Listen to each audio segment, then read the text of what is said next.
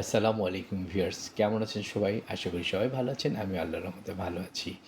আজকে আমি আপনাদের মাঝে একটি জর্দা রেসিপি নিয়ে আসলাম। বাই দ্য ওয়ে, আমি আমার ঘরের শেফ রুবেল, আর আপনাদের হচ্ছে রাহুলস কিচেন। আর আজকের রেসিপি ঝরঝর স্পেশাল জর্দা।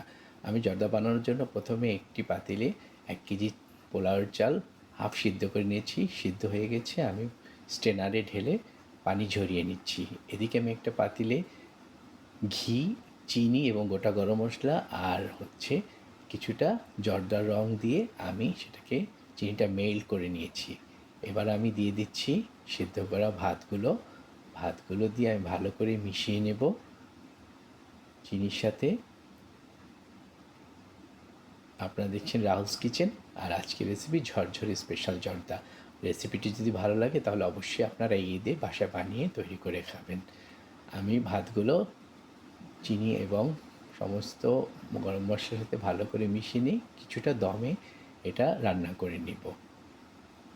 আমি এখন ঢেকে দিয়ে কিছুটা সময়ের জন্য দম দিব, 10 থেকে 15 মিনিট।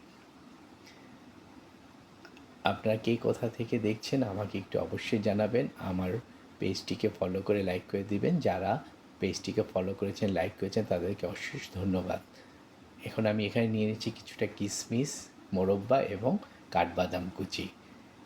ভিডিওটি যদি আপনারা আমার ইউটিউব চ্যানেল থেকে দেখেন তাহলে অবশ্যই সাবস্ক্রাইব করবেন এবং বেল বাটনটি চাপ দিয়ে রাখবেন।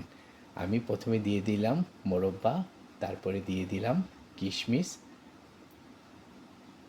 এরপরে আমি দিয়ে দিব কাঠবাদাম কুচি। ব্যাস, সব কিছু ভালো করে মিশিয়ে নিব।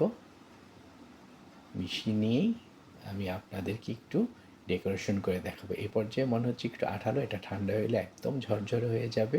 চিন্তার কিছু নেই।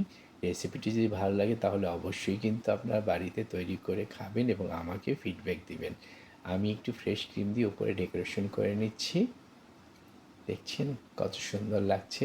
আপনারাও কিন্তু এভাবে ট্রাই করে দেখবেন। আসলে এখানে আমি কোনো কিছুর পরিমাপ বলিনি, কারণ আপনারা কে কতটুকু তৈরি করবেন সেটা আপনারা আন্দাজ করে নেবেন। আমি উপর থেকে ছড়িয়ে দিচ্ছি কিছুটা পেস্তা বাদাম কুচি। বাস, তৈরি হয়ে গেল আমার ঈদ স্পেশালিস্ট একটি জর্দা।